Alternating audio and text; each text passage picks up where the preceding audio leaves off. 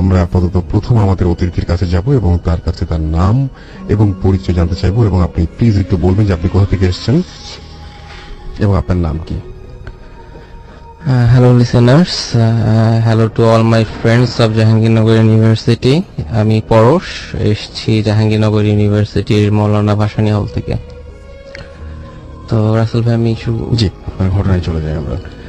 তো আমার ফার্স্ট ঘটনা যেটা রিসেন্ট 2012 এর লাস্ট একদম শেষের দিকে।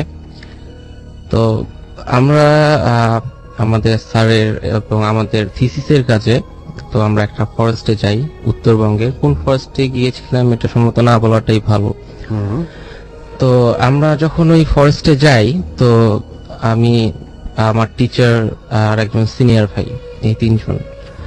তো দিনাজপুর শহর থেকে ফরেস্টটা বেশ দূরে, প্রায় 65-70 কিলোমিটার। তো অনেক দূরের রাস্তা, বাইক চালায় যাইতে আসলে অনেক প্রবলেম হয়েছে। তো যাই হোক, তো আমরা ওখানে কাজ করতে গেছিলাম সাঁওতালদের হান্টিং প্রসেসের উপর, যে তারা কিভাবে শিকার করে এটার উপরে। তো তাদের সঙ্গে কথাবার্তা বলে সারাদিনে কথাবার্তা বলার পরে তাদেরকে রিকোয়েস্ট করলাম যে দাদা, আপনারা কিভাবে হান্ট করেন, কিভাবে শিকার করেন, এই প্রসেসগুলো একটা ডেমো আমাদেরকে দেখান। তো তখন বলো আচ্ছা ঠিক আছে চলেন আমরা দেখাচ্ছি। তো তারা একটা ফাঁকা জায়গা মতো নিয়ে যায়। তো ওই জায়গাটা যেতে হয় যে একটা গ্রেভিয়ার্ড পার হয়ে। এখন ম্যাক্সিমাম সাঁওতালরাই জানেন যে আপনারা খ্রিস্টান হয়ে গেছে, তো প্রায় খ্রিস্টানদের কবরস্থান গ্রেভিয়ার্ড, এটার ভিতর দিয়ে ছোট একটা রাস্তা, এই রাস্তার ভিতর দিয়ে আমাদেরকে নিয়ে যাওয়া হয়েছে। তো তারা বেশ কিছুক্ষণ, প্রায় আধা ঘন্টা 40 মিনিটের মতো তাদের বিভিন্ন হান্টিং প্রসেস আমাদেরকে দেখাইছে। আচ্ছা। তো দেখানোর পরে আবার আমরা দ্য সেম ওই ওয়েতে আবার ব্যাক করতেছি। তো ওয়ে একটাই, রাস্তা একটাই, গ্রেভিয়ার্ডের ভিতর দিয়ে আমাদেরকে আসতে হবে। তো প্রায় বিকাল হয়ে গেছে, পরন্ত বিকাল, সন্ধ্যার আগে আগে অবস্থা। তো আমরা ব্যাক করছি, সামনে 3-4 জন সাঁওতাল, আমার পিছনে 2 জন সাঁওতাল, মাঝখানে আমার টিচার, আমি আর একজন স্টুডেন্ট। তো ব্যাক করার পথে গ্রেভিয়ার্ডের ঠিক মাঝামাঝি একটা অবস্থানে একটা বেল গাছের কাছে আমি দেখলাম যে একটা দুটা সুতা বলতে জাস্ট একটা লাল ফিতা, দুটা লাল ফিতা খুব সুন্দর করে বেঁধে দেয়া আছে। তার মাঝে একটা লাল ফিতাতে আপনার পুটলির মতো আছে, বাট আরেকটা লাল ফিতাতে পুটলির মতো নাই, জাস্ট এমনি বেঁধে দেয়া। তো ব্যাপারটা জাস্ট আমি দেখলাম, দেখার পর একটা হিপনোটাইজিং অবস্থা, মনে হলো যেন আমি সম্মোহিত হয়ে গেছি। তো জাস্ট ধীরে ধীরে আমি আগাচ্ছি ওই পুটলিটার দিকে, মানে ওই গাছটা যেখানে ফিতাটা, লাল ফিতা দুটা বাঁধা আছে। তো আমার উদ্দেশ্য ছিল যে আমি ফিতাটা ধরে দেখবো এরকম কিছু একটা। তো আমি যেই ফিতাটাতে হাত দিতে গেছি, অমনি আমার পিছন থেকে যে 2 জন সাঁওতাল ছিল, তা হচ্ছে বাবু ওটা ধইরেন না, বেশ জোরে চিৎকার দিয়ে বললো যে বাবু ওটা ধইরেন না। তো ওই সময় মনে হলো যে না, আমি আমার হুঁশ ফিরে পাইছি, সংবিরোধ ফিরে পাইছি। তো দেন আমি একটু পিছনে আসলাম, আসার পরে বললাম যে হ্যাঁ কেন, কি সমস্যা, ধরবো না কেন? যে বাবু ওটা আপনি ধইরেন না, আগে চলেন তারপরে বলতেছি। তো ঠিক আছে চলেন। তো গ্রেভিয়ার্ড থেকে বের হয়ে আসার পরে বললাম যে আচ্ছা ঠিক আছে, এবার বলেন যে আসলে কি কাহিনী কি। তো বললো যে আসলে দাদা, যে ব্যাপারটা হয়েছে সেটা হচ্ছে যে ওই যে 2টা কাপড় পেঁচানো দেখছেন, ফিতা পেঁচানো দেখছেন, তো ওই 2টার মাঝে দুটা স্পিড বাঁধা অবস্থায় আছে। তো এর মাঝে রিসেন্ট একটা স্পিড আউট হয়ে গেছে, ওখান থেকে চলে গেছে। তো আরেকটা স্পিড, যেটাতে আপনি পুটলি বাঁধানো অবস্থা দেখছেন, যেটা আপনি ধরতে চাচ্ছিলেন, সেখানে আরেকটা স্পিড এখনো বাঁধা অবস্থায় আছে। তাই বললাম যে আচ্ছা ঠিক আছে। আমি বললাম যে স্পিড গুলা একটু হেসেই বললাম যে আসলে স্পিড আবার কখনো ফিতাতে বাঁধা থাকে নাকি? বলছে হ্যাঁ দাদা, আসলে এরকম বাঁধা আছে। তো আপনি, আমি বললাম যে ঠিক আছে, তাহলে ফিতায় যখন স্পিড বাঁধাই আছে, তো কার স্পিড বাঁধা আছে, কাকে এইভাবে প্রজেস্ট করছিল? বললো যে আমাদের গ্রামের এক লোক, তার ওয়াইফকে এরকম করে প্রজেস্ট করা হয়েছিল। তো তাকে যখন ছাড়ানো হয়েছিল, তখন ওই জিনটাকে, বা ওই যেটাই বলেন না কেন, স্পিড বলেন না অথবা জিন বলেন, যেটাই বলেন না কেন, তো ওই দুষ্টু আত্মাটাকে ওই ফিতার মাঝে বেঁধে রাখা হয়েছিল। তো বললাম যে আচ্ছা ঠিক আছে, বেঁধে রাখছে ভালো কথা, তো একটাতে পুতলি আছে আর একটাতে নাই কেন? তো বললো যে দেখেন এখানে দুটা স্পিরিটকে বেঁধে রাখা হয়েছিল, তো একটা স্পিরিট যখন বের হয়ে যায় তখন পুটলিটা থাকে না। তাই বললাম কি তাহলে কি একটা স্পিরিট বের হয়ে গেছে? বলছে হ্যাঁ এটা বের হয়ে গেছে, কিছুদিন আগে ওনার এক গ্রামের এক লোকের ওয়াইফ ওই গ্রেভিয়ার্ডে যায় পাতা কুড়াতে। তো সে আমার মতোই, আমি ঠিক যেভাবে সম্মোহিত হয়ে পড়েছিলাম ঠিক ওইভাবেই সে আর কি ওটাকে টাচ করে। টাচ করার পরে ওই স্পিরিটটা ওই মহিলার মাঝে চলে যায় এবং দেন ওই মহিলাটার অবস্থা খুবই খারাপ হয়ে যায় এবং এখন পর্যন্ত ওই মহিলাটা ওই অবস্থাতেই আছে। আমি বললাম যে ঠিক আছে, আপনি যখন একবার এটাকে বেঁধে রাখছেন তো আরেকবার রাখেন না কেন? বলে যে দাদা এটা আমরা পারতেছি না, কারণটা হচ্ছে যখন ওই স্পিরিটটাকে বেঁধে রাখা হয়েছিল তখন যে ওঝাটা ছিল বা যে ঝাড়ফুঁক করতো সে 6 মাস আগে মারা গেছে। তো 6 মাস আগে মারা যাওয়ার কারণে আমরা এটাকে পারতেছি না আটকায় রাখতে, আর এই কারণেই মহিলাটার সমস্যা দিনকে দিন বাড়তেছে। আর আপনি যদি ওটাকে টাচ করতেন, একটা স্পিড তো বের হয়ে গেছেই, আপনি যদি ওটাকে টাচ করতেন নেক্সট টাইম ওটা আপনার কাছে চলে আসতো, তার মানে আপনি প্রচেষ্টা করতেন, আপনাকে তখন এরকম করতে এটা সমস্যা হতো। তো এই কথাটা শুনে আমি বেশ ভয় পাইছি যে আসলেই তো এরকম যদি হতো তাহলে কি হতো। তো দেন আমরা খুব তাড়াতাড়ি ফরেস্ট থেকে চলে আসছি। চলে আসার পরে এই পর্যন্ত আমরা ওই ফরেস্টে এখনো কাজ করতে যাইনি, আশা করতেছি নেক্সট টাইম আর ওই ফরেস্টে যাব না কাজ করতে। এরপরে যে মানে ওই একই মানে আপনারা ফরেস্টের আর কিছু ঘটনা আছে, আমরা ফরেস্টের ঘটনাগুলো শুনে ফেলি। আপনি আরেকটা জায়গায় গিয়েছিলেন এবং সেখানে আপনি একটা ঘটনা শুনে এসেছেন। হ্যাঁ হ্যাঁ রাসেল ভাই আমি বলছি। তো এই কাজটা হওয়ার পরের দিনই আমাদের চিন্তা ছিল যে আমরা ওই ফরেস্টে গিয়ে আবার কাজ করব। তো আমরা সাহস পাইনি পরের দিন ওই ফরেস্টে গিয়ে কোনো কাজ করতে। দেন আমরা ওই ফরেস্ট থেকে প্রায় 30 থেকে 40 কিলোমিটার দূরে আরেকটা ফরেস্টে যাই। তো ওখানকার যে ঘটনাটা আমি এখন শেয়ার করব সেটা ওখানকার যে ফরেস্টার সাহেব ছিলেন উনি আমাদেরকে বলছে। তো কাহিনীটা এরকম যে আমরা যখন ফরেস্টের ভিতরে ঢুকি তখন আমাদেরকে একটা গাইড দেওয়া হয় সাথে, যাতে করে আমরা তো একদম নতুন, তো ফরেস্টে যেন হারায় না যাই, তো গাইড দেওয়া হয়। তো এই গাইড আমাদেরকে বিভিন্ন ফরেস্টের বিভিন্ন জায়গায় নিয়ে যায়, যে যেখানে যাওয়ার দরকার সেই সমস্ত জায়গাগুলোতে নিয়ে যায়। তো এই গেস্ট মানে এই যে গাইড ছিল, তো আমরা একটা জায়গায় যাওয়ার কথা ছিল যে আমরা ওই জায়গাটায় যাব, বাট ওই গাইডটা আমাদেরকে নিষেধ করছে যে স্যার আপনারা ওদিকে যাইয়েন না। তো কেন যাবো না কেন? বলে যে স্যার এটা তো আমি ছোট মানুষ, আপনাদেরকে বলতে পারবো না, আপনারা কাজটা করে আসেন, অন্যান্য জায়গার কাজগুলা করে আসেন, তারপরে ফরেস্টার সাহেবের কাছেই শুনিয়েন যে আসলে কাহিনীটা কি। আচ্ছা আচ্ছা। তো যাই হোক আমরা ওইদিকে আর যাইনি, ওই লোক যাইতেও দেয়নি। তো আমরা ঘুরে আসে ফরেস্টার সাহেবের রুমে বসি, তার অফিসে বসি। তো তাকে বললাম যে স্যার এরকম একটা গাইড পাঠালেন, সে আমাদেরকে সমস্ত ফরেস্টটা ঘুরেই দেখালো না। কেন, কি সমস্যা? বললাম যে স্যার ওদিকে একটা পুকুর ছিল আর পুকুরের পাশে একটা ফরেস্ট ছিল, ওদিকে আমরা যাইতে চাচ্ছিলাম কিন্তু আমাদেরকে যাইতে দেয়নি। তো বললো যে এটা তো খুব ভালো কাজ করছে। কিরকম ভালো কাজ করলো? বল যে আসলে আমরা যখন যাই ফরেস্ট সার্ভে করতে যাই, রাতে বিভিন্ন সময় যাই, তো আপনি যে জায়গাটা দেখছেন, যে পুকুরটা দেখছেন, ওটাকে বলে হচ্ছে বুড়ির দহ। তো বুড়ির দহের স্পেশালিটিটা কি, সেটা হচ্ছে যে ওইখানে ওই পুকুরের পানি কখনো শুকায় না, স্পেসিফিক একটা জায়গায় পানিটা থেকেই যায়, কখনোই শুকায় না। আর এই ফরেস্টের সঙ্গে একটা লিঙ্ক ছিল যে অনেক দিন আগে এখানে রাজা বাদশারা হাতিতে করে আসতো ওই ফরেস্টে গোসল করার জন্য। তো যে কাহিনীটা হয় প্রায় 5-7 বছর থেকে হয়ে আসতেছে, যে ওখানে এক ছেলে ওই পুকুরে গোসল করতে গিয়ে, বুড়ের দোয়ায় গোসল করতে গিয়ে আর উঠে আসেনি।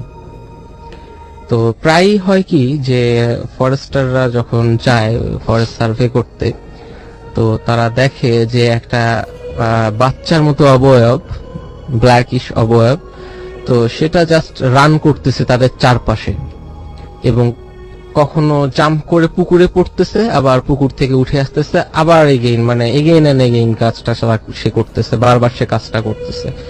তো এটা দেখে হয় কি যে তারা বুঝে যে আসলে এখানে একটা স্পিড আছে এবং সেটা সবাইকে ডিস্টার্ব করে সবসময়, বাট তারা কখনোই ওই স্পিডটাকে ধরতে ছুঁইতে অথবা এই ধরনের কোনো কবিরাজের কাছেও যায়নি যে এটাকে বন্ধ করেন অথবা এরকম। এটা তখনও ছিল, আশা করতেছি এখনো আছে, বাট আমরা কোনো কারণে ওই ফরেস্টটায় রাত হোল্ড করতে পারিনি, নাইট হোল্ড করতে পারিনি। হয়তো বা পারলে সে ফরেস্টার সাহেব আমাদেরকে সে ঘটনাটা আর কি দেখাতো, সে ব্যাপারটা দেখাতো।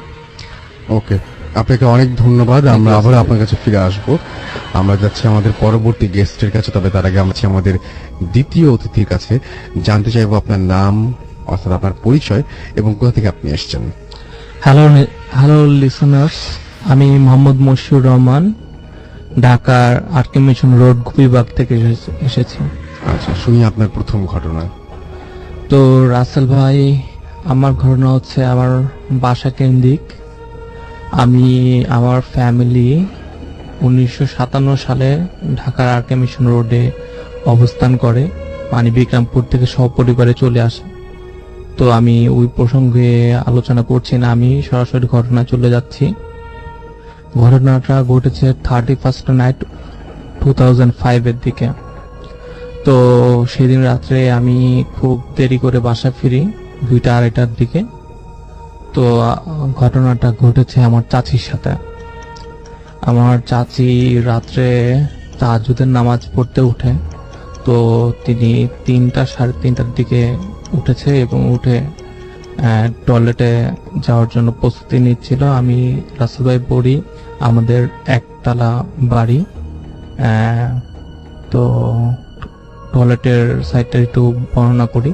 টয়লেটে একটা লম্বা করিডোরের মতো এবং করিডোরের শেষ মাথায় টয়লেটটা, এবং টয়লেটের একটাই পথ যাওয়া আসার জন্য। তো আমার চাচি যথারীতি বাথরুমে প্রবেশ করে এবং বাথরুমে প্রবেশ করার পর বাথরুমের লাইটটা সেই দিন কেন জানি নষ্ট ছিল। তো চাচি বাথরুমে প্রবেশ করার সাথে সাথে একটা হাত তার গলা চেপে বসে।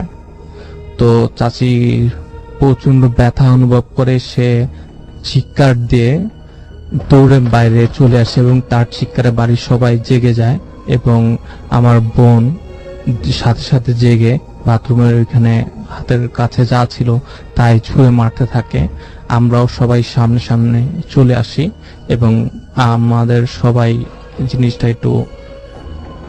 জিনিসটা কি অনেকে সামনে যাওয়ার সাহস পাচ্ছিল না। তো সেই মুহূর্তে আমি সাহস করে সেখানে যাই টর্চ লাইট নিয়ে, এবং সেখানে দেখতে পারি যে আমার বোন ওই যে এখানে লাঠি ইট ইত্যাদি ছুঁড়েছিল বাথরুমের ভিতরে, কিন্তু বাথরুমের ভিতরে কোনো মানুষের অবস্থান নাই।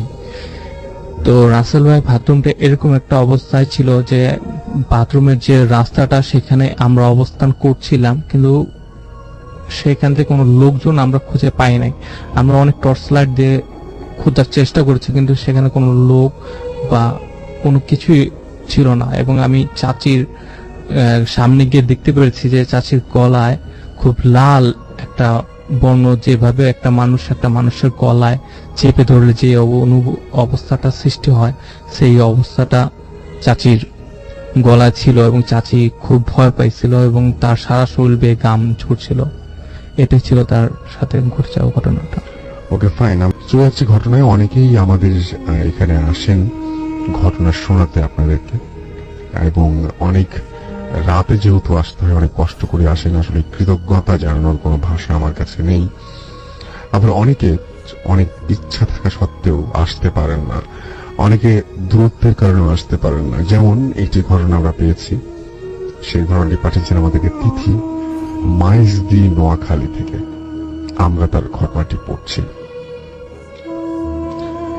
রাসেল ভাই, how are you? Hope you are fine. আমি আজকে যে ঘটনাটা শেয়ার করব সেটা আমার জীবনে ঘটা প্রথম ভৌতিক ঘটনা। ঘটনা শুরুর আগে বলতে চাই যে আমার ফ্যামিলিতে আমি ছাড়া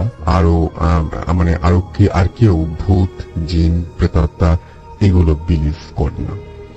আমিও ছোটবেলায় এগুলো বিশ্বাস করতাম না, কিন্তু আজকে যে ঘটনাটা শেয়ার করব সেটা আমার চিন্তাধারা সম্পূর্ণ বদলে দেয়। আমার বাবা গভর্নমেন্ট এমপ্লয়ি। আমি যখন ক্লাস 2-তে পড়ি তখন আমার বাবা ট্রান্সফার হয়ে চট্টগ্রামের একটা উপজেলাতে আসে। এখানে আমি উপজেলাটার নাম বলছি না। উপজেলাতে আবার আসার পর আমি জানতে পারি যে উপজেলাতে অনেক এরকম প্যারানর্মাল ঘটনা ঘটে। আমি এই কথাগুলো একটুও বিশ্বাস করতাম না।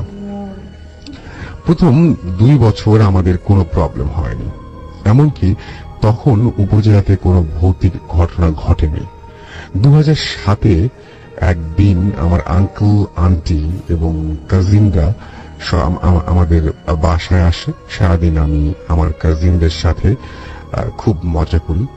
সেদিন পূর্ণিমা রাত ছিল। শহরে পূর্ণিমার সৌন্দর্য বোঝা যায় না, কিন্তু উপজেলাতে পূর্ণিমার রাতগুলো খুব সুন্দর হয়। তাই আমরা ঠিক করলাম সেই রাতে ছাদে বসে আড্ডা দেব। আমরা রাত 10টায় ছাদে গেলাম। আমাদের সাথে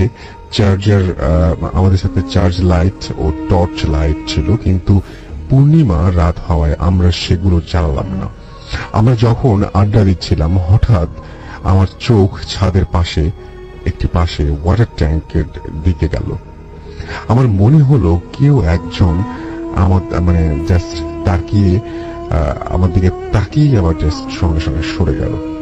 উপজেলা খুব সিকিউর প্লেস, তবুও সেখানে চুরি ডাকাতির সম্ভাবনা একেবারে উড়িয়ে দেওয়া যায় না। তাই আমি ভাবলাম হয়তো কোনো খারাপ মানুষ খারাপ উদ্দেশ্য নিয়ে ছাদে লুকিয়ে আছে। আমি আমার কাজিনদের ব্যাপারটা বললাম, তারা পুরো ব্যাপারটা হেসে উড়িয়ে দিল। তখন আমি আমার কথা প্রুভ করার জন্য টর্চ লাইট নিয়ে একাই ছাদের ওয়াটার ট্যাঙ্কের পেছনে গেলাম। সেখানে গিয়ে আমি যেটা দেখলাম সেটার জন্য আমি একেবারেই প্রস্তুত ছিলাম না। আমি দেখলাম একজন গায়ে সাদা চাদর জড়িয়ে বসে আছে। সে ছেলে নাকি মেয়ে ঠিক বোঝা গেল না, তবে চাদরের নিচে তার পা দেখা যাচ্ছিল। তার পা ছিল অস্বাভাবিক রকমের লম্বা। মানুষের পা কখনো এরকম হতে পারে না। তার একটা হাতের খানিকটা দেখা যাচ্ছিল। হাতও পায়ের মতো অস্বাভাবিক লম্বা ছিল, আর হাত পা গুলো দেখতেও বিভৎস ছিল। তবে যেটা দেখে আমি সবচেয়ে ভয় পেলাম সেটা হলো তার মুখ, এবং তার মুখটা প্রচন্ড বিভৎস ছিল। সেটা কোনো মানুষের চেহারা ছিল না, এমনকি কোনো প্রাণীর চেহারাও এরকম না। সে আমার দিকে তাকিয়েছিল। আমি তার বেশ দূরে দাঁড়িয়েছিলাম। সেখান থেকেই আমি একটা বাজে গন্ধ পাচ্ছিলাম। সম্ভবত গন্ধটা তার শরীর থেকেই আসছিল। আমার মনে হলো আমার লাইফে আমি যত হরর মুভি দেখেছি সবগুলো যেন আমার সামনে বাস্তব হয়ে উঠছে। প্রচন্ড ভয়ে আমি জাস্ট স্ট্যাচু হয়ে গেলাম। মিনিমাম 10 সেকেন্ড ওই অবস্থায় ছিলাম, এবং যখন আমার মনে হলো যে ওই জায়গায় দাঁড়ানো উচিত না, তখন আমি গায়ের সব শক্তি দিয়ে ওই জিনিসটার দিকে আমার হাতের টর্চ লাইটটা ছুটে আমার কাজিনদের দিকে চলে আসলাম। তাদেরকে সব বলার পরে তারা সেখানে গেল, কিন্তু তখন সেখানে কেউ ছিল না, শুধু আমার টর্চ লাইটটা পড়েছিল। আমার কাজিনরা পুরো ঘটনাটা আমার মনের ভুল ভেবে এবং মনের ভুল বলে উড়িয়ে দিল। এরপর আমি আরো অনেক মানুষকে ঘটনাটা বলেছি। মোস্ট অফ দেম ঘটনাটা বিলিভ করেনি, অথবা মনের ভুল বলে উড়িয়ে দিয়েছে। কিন্তু এটা কিছুতেই মনের ভুল হতে পারে না। আমি একবার এক হুজুরকে ঘটনাটা বললে তিনি বলেন যে সেটা ছিল একটা খারাপ জিন। আমি এর পরও লাইফে কয়েকবার এরকম ঘটনার মুখোমুখি হয়েছি, কিন্তু কখনো এতটা ভয় পাইনি যতটা সেইবার পেয়েছিলাম।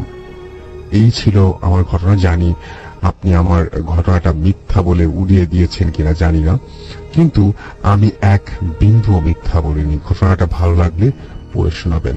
তো আমি তার ঘটনাটি পড়ে শোনালাম। হ্যাঁ, ঘটনাটা একটু আদব টাইপের, এবং আপনিও যদি সত্যি ওই মুহূর্তে এরকম কিছু এক্সপেরিয়েন্স করতেন তাহলে ডেফিনেটলি আপনি যদি দেখেন যে আপনার ছাদে এরকম পানির ট্যাঙ্কির পেছনে কোন একটা কিছুর অস্তিত্ব যে কিনা তাকিয়েই সরে গেল, এবং কাছে যদি দেখেন যে ঠিক তাকে মানুষ বা প্রাণী কোনোটাই বলা যায় না, তখন আপনার কি অবস্থা হবে একবার ভেবে দেখুন। ইভেন আমি সবসময় মনে করি যে আমার সবসময় মনে হয় যে রাতের বেলায় ঘুম ভাঙলে হঠাৎ করে যদি ঘুম ভাঙে তাহলে যে অস্বাভাবিক কিছু দেখা যায় সেটা মনে হয় অনেক বেশি ভয়াবহ হয়। কারণ আমরা আমরা অপ্রস্তুত মুহূর্তে যদি কোনো কিছু দেখে ফেলি তাহলে তার সাথে ভয়ের কোনো কিছু হতে পারে না। যাই হোক, আমরা ঘটনাটা পড়ে শোনালাম, আপনার এরকম ঘটনা নিশ্চয়ই আছে, সেই ঘটনাটি আপনি আমাদেরকে ইমেইল করে পাঠিয়ে দিন। আমরা আমাদের পরবর্তী অতিথির কাছে যাই এবং তার কাছে শুনবো তার ঘটনা। চলে যাচ্ছি আমাদের আরো একজন অতিথির কাছে। আপনার নামটা একটু বলবেন, কোথা থেকে এসেছেন? থ্যাংক ইউ রাসেল ভাইয়া। আমি হচ্ছে আহসান হাবিব সুমন। আমি এসেছি ফার্মগেট থেকে। আমার দেশের বাড়ি হচ্ছে লালমনিরহাট ডিস্ট্রিক্টে। ওকে, কি ঘটনা ঘটেছিল আমরা শুনি একটু। তো ভাইয়া আমার লাইফে কিছু প্যারানর্মাল ঘটনা ঘটে যায়, তার মধ্যে একটি আমি শেয়ার করতে যাচ্ছি যেটা রিসেন্টলি আমার সাথে ঘটে। সেটা হচ্ছে গত ঈদুল আজহায় আমি যখন বাড়িতে বেড়াতে যাই ঈদ করার জন্য, দেন আমি আমার 3 জন ফ্রেন্ড সহ ঘুরতে গিয়েছিলাম আমাদের বুড়িমারি ল্যান্ডপোর্টে। ল্যান্ডপোর্টে ঘুরতে ঘুরতে অনেক রাত হয়ে যায়। রাত তখন বাজে 11:30 থেকে 12টার মধ্যে। আমি ওই সময় টাইমটা দেখি নাই। যাই হোক, ওই টাইমটাতে আমরা যখন আসছিলাম, আপনি তো জানেনই যে গ্রামের রাত কত গভীর হয় খুব অল্প সময়ে। তো আসছিলাম আমরা বাইকে করে আসছিলাম, পিছনে ছিল আমাদের ছোট ভাইদের মোটরসাইকেল। যাই হোক, আসার পথে আমাদের বাসার কাছাকাছি প্রায় 3 মিনিট ডিস্টেন্সে একটা টার্নিং পয়েন্ট আছে, যেখানে হচ্ছে যে শুধু আমি না, অনেকের সাথেই অনেক ঘটনায় ঘটে যায়। সেদিন আমার লাইফে ঘটে যাওয়া সবচেয়ে বড় ঘটনা হচ্ছে এটি যে আমাদের একটা রেল ক্রসিং আছে। রেল ক্রসিংটা যখন আমরা ক্রস করে আসি, দেন একটা বুড়ি মহিলা রাস্তার মধ্যে দাঁড়িয়ে একটা বড় টাইপের জন্তু বলবো নাকি জানোয়ার বলবো নাকি কুকুর শিয়াল বা এই টাইপের কিছু, আমি এতটা ক্লিয়ারলি দেখতে পারিনি। তো ওইটাকে বিট করছে এবং জোরে জোরে বলছে যে তুই সর রাস্তা থেকে। তো আমি ঈদের খুশিতে আমি আত্মহারা, আমি বললাম যে বুড়িমা কি হয়েছে, এত রাত্রে রাস্তায় কি করেন? তো বুড়িমা আমার দিকে চোখ দিয়ে তাকিয়ে বলল যে সামনে যাস না, বিপদ হবে, শুধু এতটুকু বলছে। তো আমি আরেকটু ঘটনা বলে নেই যে ওইখানে যে প্যারানর্মাল ঘটনাগুলো ঘটে থাকে, এটা ঘটতেছে গত 5 বছর যাবত। ওইখানে একটা মানে অস্বাভাবিক ধরনের খুন হয়, খুন হওয়ার পরের থেকে এই ধরনের ঘটনাগুলো ঘটে। তো আমরা যখন যাচ্ছিলাম তখন আমার বাইকে পিছনে বসা ছিল ফ্রেন্ডটা, আর আমার ড্রাইভ করতে ছিল আর এক ফ্রেন্ড, তার নাম হচ্ছে আরিফ, আর পিছনে যে ছিল ওর নাম হচ্ছে মানিক। যাই হোক, মানিক বলতেছে যে সামনে প্রবলেম হতে পারে, তো বাইকটা স্লো করে ফেল, স্পিডটা স্লো করে ফেল। তো আরিফ বলতেছিল যে বাইকটা আসলে স্পিড কম করা যাচ্ছে না, আর ওই গাড়িতে ইঞ্জিন অফের কোনো সুইচও ছিল না। পরে চাবি অফ করে দেওয়ার পরেও বাইকটা আমরা কন্ট্রোলে নিয়ে আসতে পারিনি। ঠিক টার্নিং পয়েন্টটাতে যখন আমরা আসছি, সেই মুহূর্তে যেই ছেলেটাকে খুন হতে দেখেছিলাম গত 5 বছর আগে, ঠিক সেই রকম চেহারা, ওই রকম স্বাস্থ্য, লম্বা, হাইট সেম। আমার ওই ফ্রেন্ডটাকে আরিফ যে বাইক ড্রাইভ করছিল তাকে বিট করার জন্য আসে, সে মাথাটা সরে নেওয়াতে আমাদের বাইকটা একটা গাছের সঙ্গে বাড়ি খায়। বাড়ি খাওয়ার পরে আমি পড়ে যাই হচ্ছে একটা ধান খেতে, আমার পাশেই পড়ে যায় মানিক, এবং আরিফ ওইখানে স্পট ডেড হয়ে যায়। আচ্ছা, তো ভাইয়া আমি যেটা বলতে চাচ্ছি যে ওইখানে যদি আমরা অ্যাক্সিডেন্ট করেই থাকি, ওই মুহূর্তে আমাদেরকে নিয়ে যাওয়া হয় হসপিটালে নিয়ে যাওয়ার পর পরের দিন আমাদের জ্ঞান ফেরে। তো জ্ঞান ফেরে আমরা যেটা জানি যে আরিফ যে অ্যাক্সিডেন্ট করেছিল, তো আরিফের ওই মুহূর্তে মাথার খুলি ছিল না, মগজ বের হয়ে এসেছিল। আচ্ছা, আমার এখনো গা কাটা দিচ্ছে এই ঘটনাটা মনে করলে।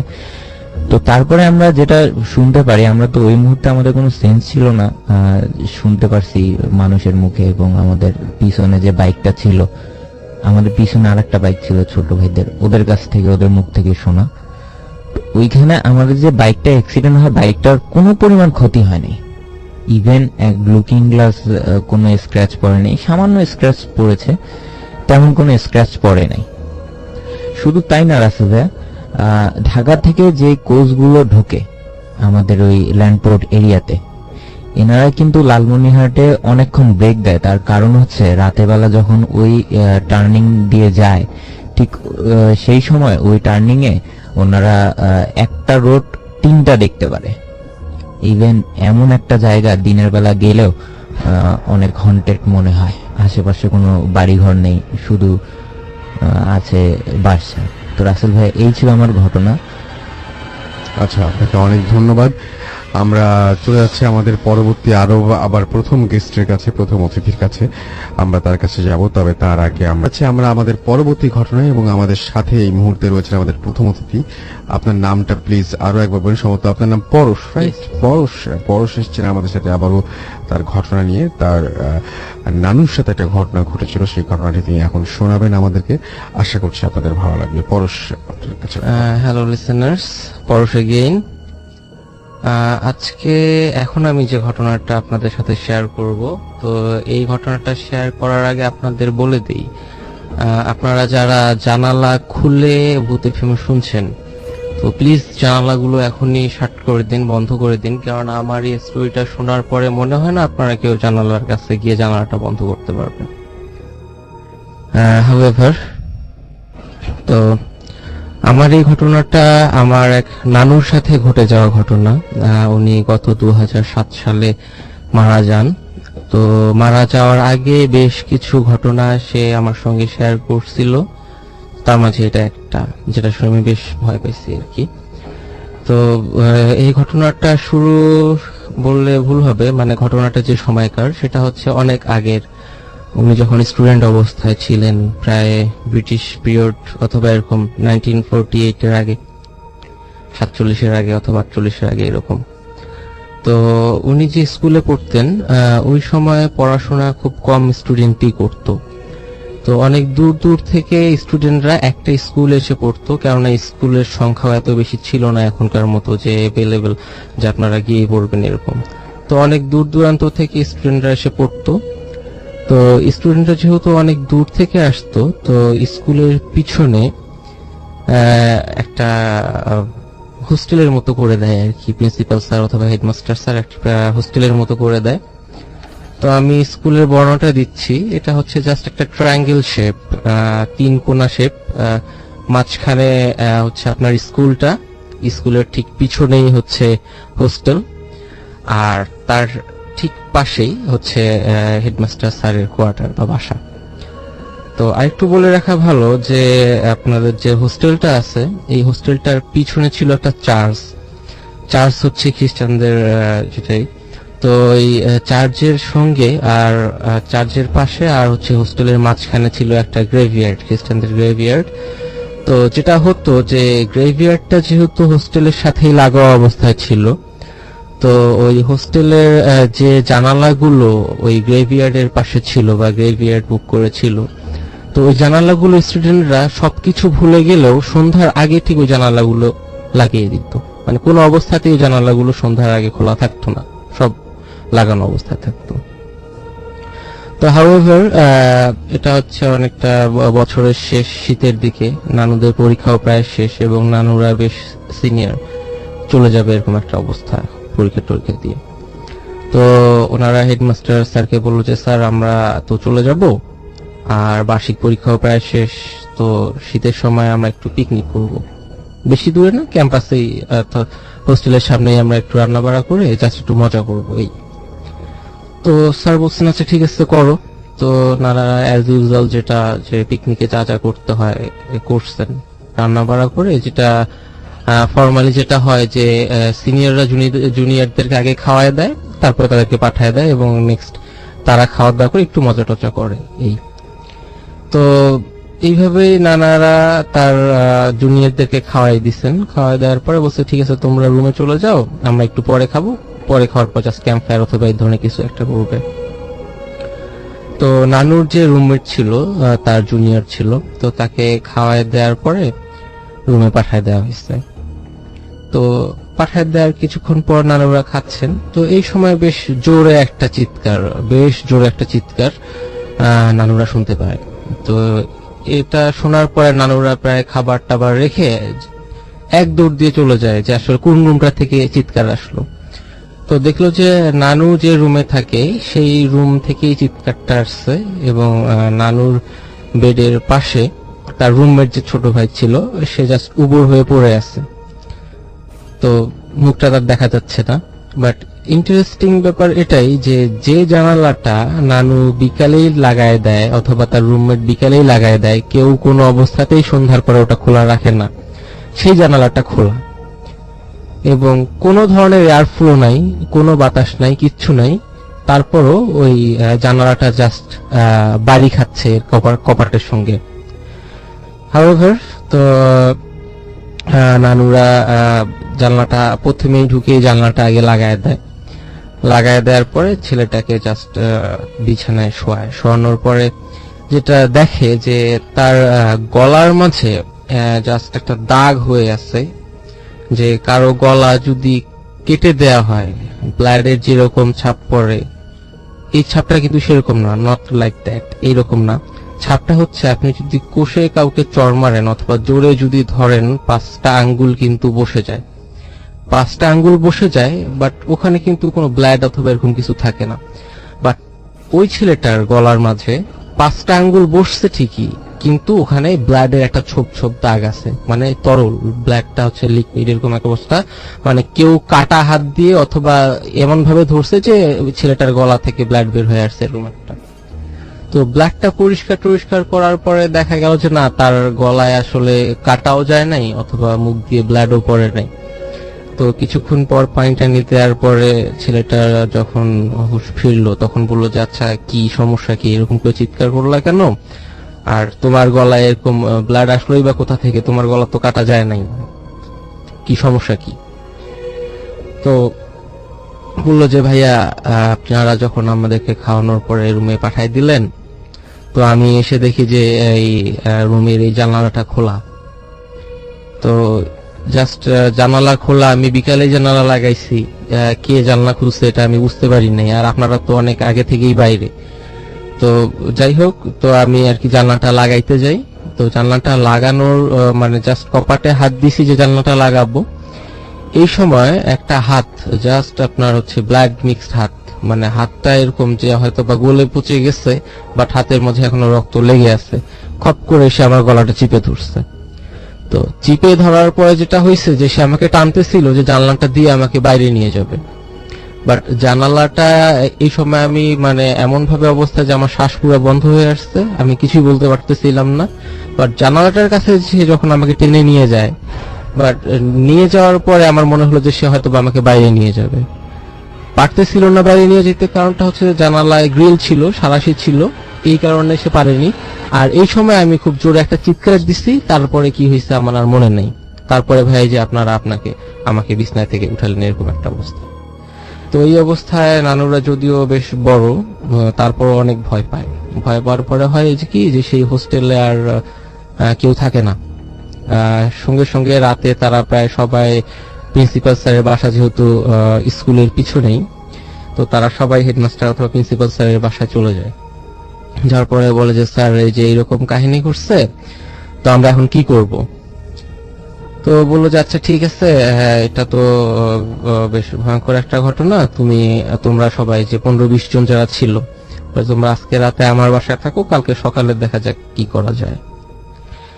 তো পরের দিন সকাল হয়, সকাল হওয়ার পরে প্রিন্সিপাল স্যার, যেহেতু নানুরা বেশ বড় এবং সিনিয়র, তাদেরকে নিয়ে এবং চার্চের যে ফাদার ছিলেন তাকে নিয়ে যাওয়া হয় ওই রুমটার পিছনে, আসলে কি কাহিনী কি ঘটছে সেটা দেখার জন্য সরেজমিনে যায়।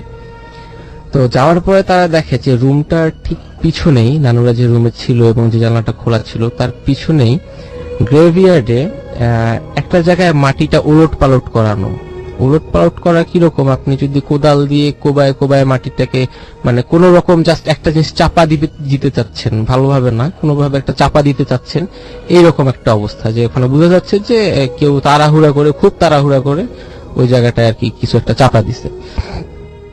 তো যাই হোক, ওখানে লোক টোক নিয়ে আসা হলো। তো নিয়ে আসার পরে জাস্ট যখন খুঁড়া হলো, মাটিতে যখন সরাই ফেলা হলো, দেখলো যে একটা লাশ প্রায় অর্ধগলিত একটা অবস্থা, একদম মানে ছেঁড়া বেড়া গলিত একটা অবস্থা। তো কোনোভাবে ওই লাশটাকে আইডেন্টিফাই করা গেল যে ওই সময় বেশ প্রভাবশালী একজন ব্যক্তির লাশ ওটা। তো যাই হোক, তাকে টাকার জন্যই হোক অথবা তার প্রপার্টির জন্যই হোক কোনোভাবে হয়তোবা মেরে আর কোথাও জায়গা পায়নি, হয়তোবা ওখানে কোনো রকম একটা গ্রেভিয়ার্ডে ভাবছে যে কেউ কখনো এসে দেখবে না, ওরকম হয়তোবা জাস্ট একটা মাটি চাপা দিয়ে রাখছে।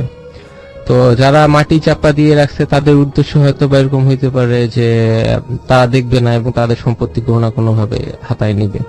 তো 3 দিন পরে, মানে 3-4 দিন পরে যখন মানে ওই লাশটাকে উঠানো হয়, তো তখন ওই হুজুর বলল যে আসলে লাশটাকে তো মানে উঠানো হয়েছে, 1 নম্বর কথা সে ছিল হচ্ছে মুসলিম, তাকে নিয়ে আসা হয়েছিল খ্রিস্টানদের কবরস্থানে, এক।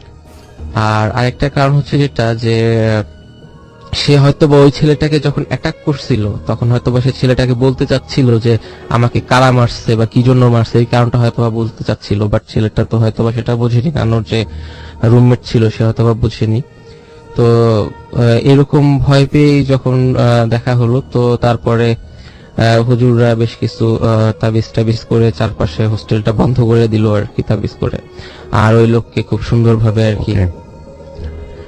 ওকে, এই ছিল আপনার এই ছিল ঘটনা। আমার আচ্ছা, ওই লোক কি করলো আমি এটা বুঝলাম না। মানে ওই যে লাশটা পাওয়া হলো, আচ্ছা, পরে আবার দাফন করা হলো। দাফন করা হচ্ছে। ওকে, thank you so much.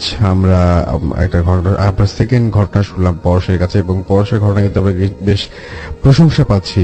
Shakib, high আসল ভাই, আমি রক্তিম বলছি কলকাতা থেকে। আমি কলকাতা একজন গ্রাফিক্স ডিজাইনার। আমি কলকাতা থাকলেও আমার জীবনে 22টি বছর আমি ঢাকায় কাটিয়েছি, স্পেশালি পুরনো ঢাকায়। তো আমার এই ঘটনাটা পুরনো ঢাকাকে ঘিরেই।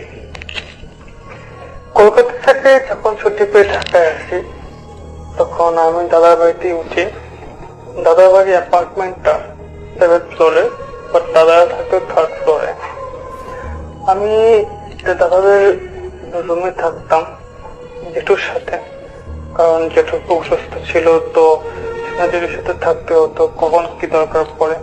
তো ঘটনা হচ্ছে আমি সেদিন জেঠুর সাথেই ঘুমিয়েছিলাম, টায়ার্ড ছিলাম সেদিন রাত্র, তাই খুব জলদি ঘুমিয়ে পড়েছিলাম। আমাদের রুমের একটা জানালা ছিল, সেই জানালার পাশে একটা বড় লম্বা লন ছিল। তো লম্বা লনটাতে সারা রাস্ত লাইট জ্বালানো থাকতো। আমাদের ঘর অন্ধকার হলেও অতটা অন্ধকার থাকতো না। যাই হোক, মাঝরাত্রে প্রায় 3টার দিকে হঠাৎ করে দেখি যে একজন মহিলা কালো বোরখা পরা, পুরো দেহটা কালো, আবার অনেকেরা এমনকি মুখটাও কালো কাপড়ে ঢাকা ছিল। সে হঠাৎ করে আমাদের জানালাটার সামনে এসে দাঁড়ালো। আমি দেখি তো খুব ভয় পেয়ে যাই এবং আমার পুরো শরীরে ঘাম ঝরতে থাকে, বাট আমি ওনার দিক থেকে ফিরে তাকাতে পারছি না। তো যখনই দেখি মহিলাটা দাঁড়িয়ে গেছে অনেকক্ষণ ধরে, এবার দেখলাম মহিলাটা আস্তে আস্তে আমার দিকে তাকিয়ে ঘুরছে।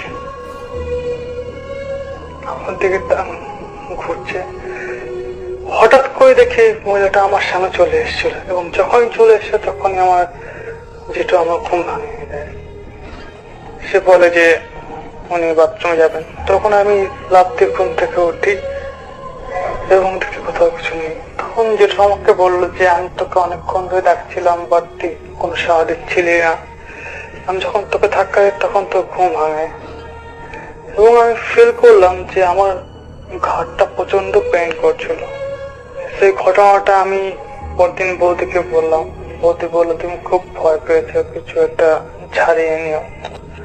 বাট আমি তখন ভাবলাম যে এটা একটা স্বপ্ন ছিল, তাই অতটা সিরিয়াস কিছু নেই।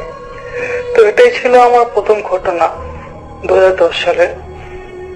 2012 সালে আমি আবার ফিরে আসি ঢাকায়, বাট তখন যেটু ছিল না, যেটু মারা গেছে। তো আমি সে দাদা বাড়িতেই উঠেছিলাম এবং ওই রুমটাতে থেকেছিলাম, বাট তখন আমি একা ঘুমাতাম।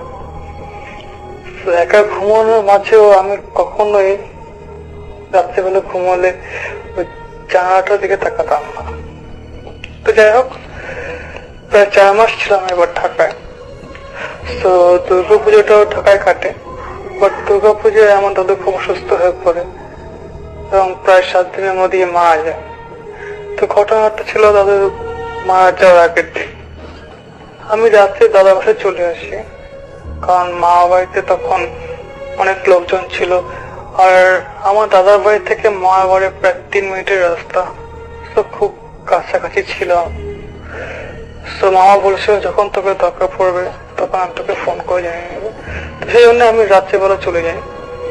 তো হঠাৎ ভোর 4টা বাজে ফোন এলো যে দাদু মারা গেছে। তো আমি দাদাকে বললাম যে আমাকে একটু গেট পর্যন্ত গিয়ে দিয়ে যাতে আমি যেতে পারি মামা বাড়িতে। তো দাদা গেট পর্যন্ত গিয়ে দিয়ে চলে গেলেন। তা আমি যখন রাস্তায় বেরোলাম, রাস্তা প্রচুর অন্ধকার ছিল এবং আমার দাদার বাড়ির পাশে একটা মন্দির ছিল।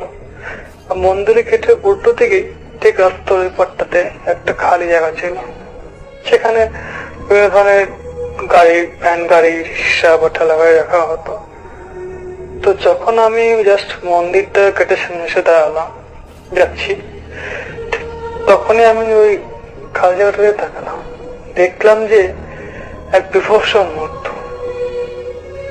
দেখলাম একটা ভ্যানে পেছনে একটা সেই কালো পোকা পড়া মহিলাটা বসে রয়েছেন, রীতিমতো পা দুলিয়ে যাচ্ছে। একটা মানে এত ভয়ঙ্কর একটা দৃশ্য, যেটা আমার মনে এখনো যদি মনে পড়ে তখন আমার গায়ে পুরো কাটা দিয়ে ওঠে। ঠিক নিজের মনে পা দুলিয়ে যাচ্ছে, মানে পাগলের মতো। আমি তখন ভেবেছিলাম যে ওটা হয়তো কোনো পাগল হবে, বাট ওই রাস্তার চারদিকে 4টা মোড়ে বড় বড় গেট লাগানো আছে, তো কোথাও কেউ আসার কোনো ওয়ে ছিল না। যাই হোক, আমি খুবই ভয় পেয়ে গেছি এবং আমি চাইছিলাম যে পিছনে ফিরে আমি দাদার বাড়ি চলে যাই। যখন পিছিয়ে তাকায় দেখি দাদা গেট লাগিয়ে চলে গেছে, তো পিছনে ফেরার কোনো উপায় ছিল না আমার কাছে। তো সাহস করে সামনে গিয়ে যেতে লাগলাম এবং যতক্ষণ আমি এগোতে থাকলাম ওই গলিটার রাস্তাটার দিকে, ততক্ষণে মহিলাটাকে তাকিয়েছিলাম এবং সে মহিলাটা তখনও সে রীতিমতো সেভাবে পালু তুলে যাচ্ছিল আর আমার দিকে তাকিয়ে যাচ্ছিল। এবার যখন আমি রাস্তাটা ক্রস করি ঠিক তখন এক দৌড়ে মা বাড়ি চলে যাই এবং প্রচুর ভয় পেয়ে জাস্ট গেটটাকে ধাক্কা দিয়ে খুলে ফেলি। বলছে তখনই দেখলাম যে দাদু আর নেই। যাই হোক, ঘটনা কিছুদিন পর আমি আন্টিকে ঘটনাটা কথা বলে বললাম। তো আন্টি বললো যে হতে পারে যে এটা কোনো বাড়ির কাজের মেয়েকে বের করে দেওয়া হয়েছিল ঝগড়া করে। বাট আমার লজিক এটাই বলে যে এত রাত্রে মেয়েকে বা কোনো মানুষকে রাস্তাঘাটে বের করে দেওয়া যায় না এত সহজে, বা এটা কোনো স্বাভাবিক মানুষের কাজ হতে পারে না। রাসেল ভাই, এটাই ছিল আমার ঘটনা। চলে যাব আমাদের পরবর্তী ঘটনায়। এই সময় মুহূর্তে আমাদের সঙ্গে জয়েন করছেন আহমেদ বাবু। আমরা তার কাছে যাচ্ছি এবং তিনি বেশ কিছু ঘটনা নিয়ে আজকে আপনাদের সামনে এসেছেন। আমরা চলে যাই আপনার প্রথম ঘটনা বাবু। থ্যাংক ইউ রাসেল ভাই। হ্যালো লিসেনার্স, আমি যে ঘটনাটা ফার্স্টে বলবো সেটা হচ্ছে মেহেরুন্নেসার পাপড়ির একটা ঘটনা।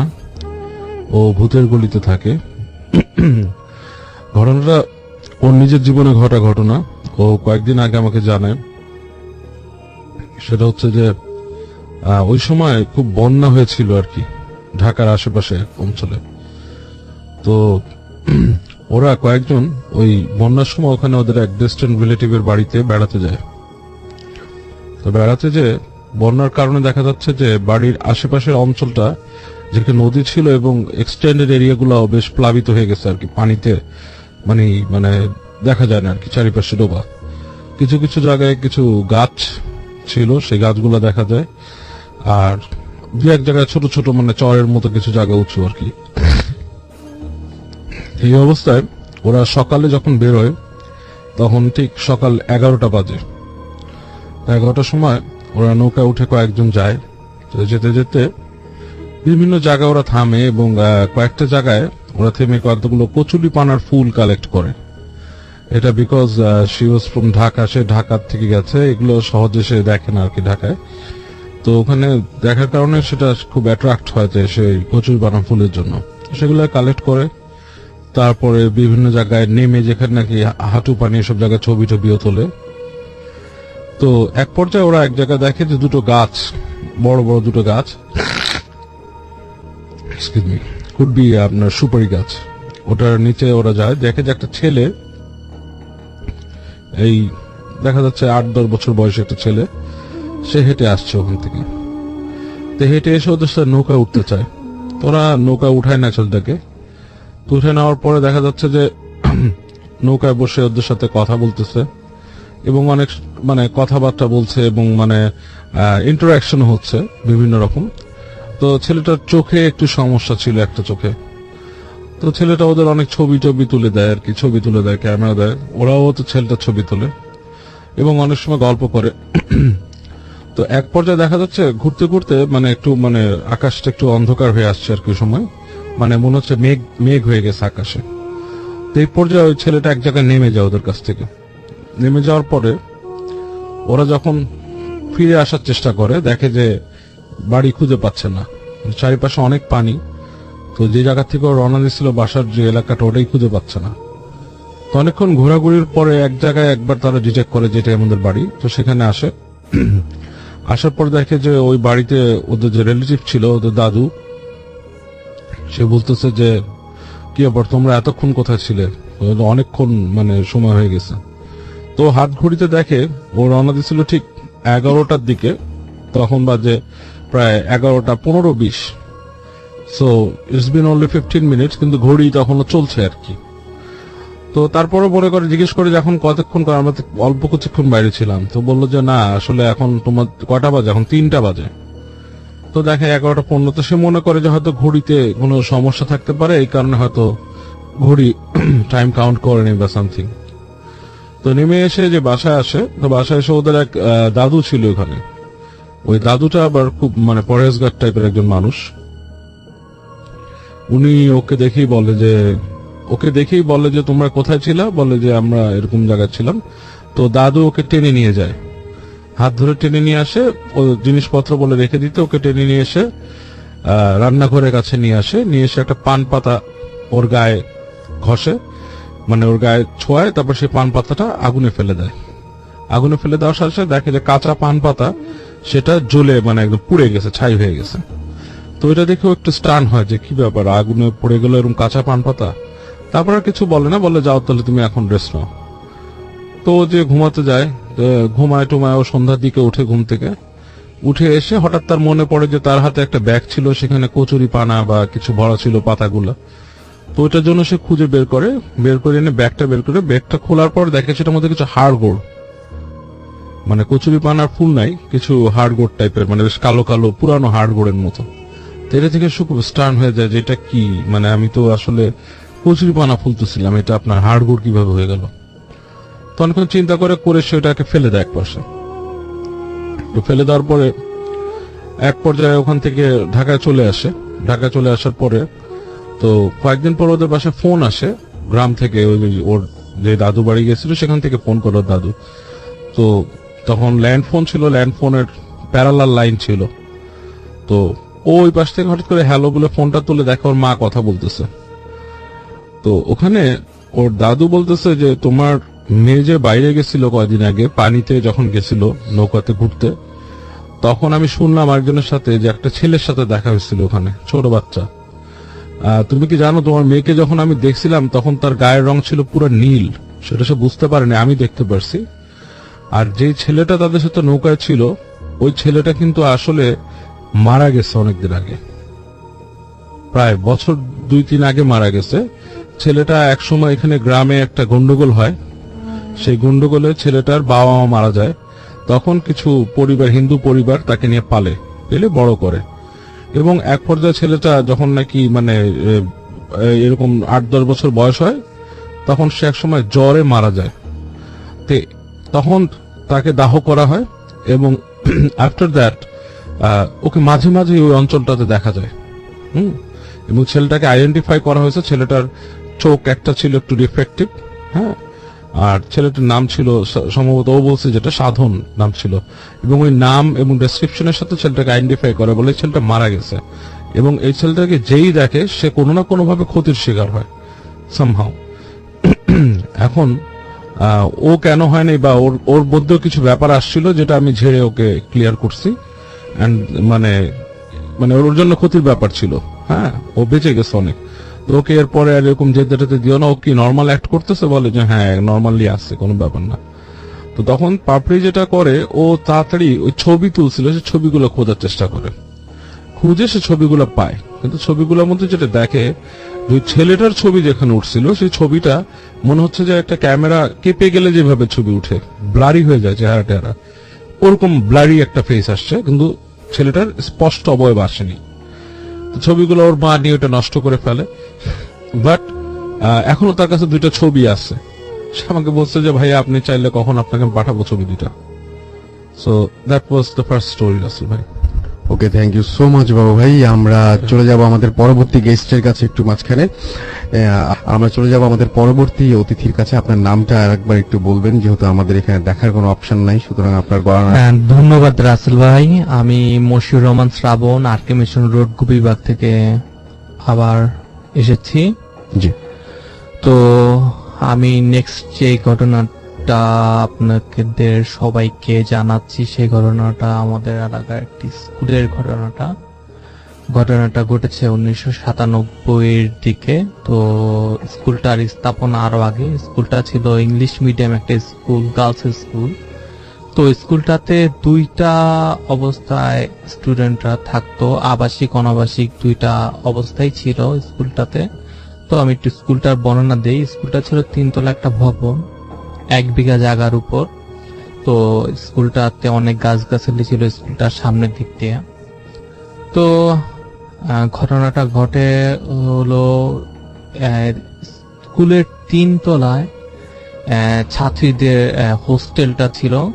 তো 3 তলার বারান্দার অনেক বড় বারান্দা ছিল। সেই বারান্দার মধ্যে ছাত্রীরা মাঝে মধ্যে রাতের বেলা এক ধরনের শ্যাডো বা একটা ছায়া উড়ে যেতে দেখতো, এবং বাতাস নাই, তাও বারান্দাতে অনেক মানি প্ল্যান্ট গাছ ছিল।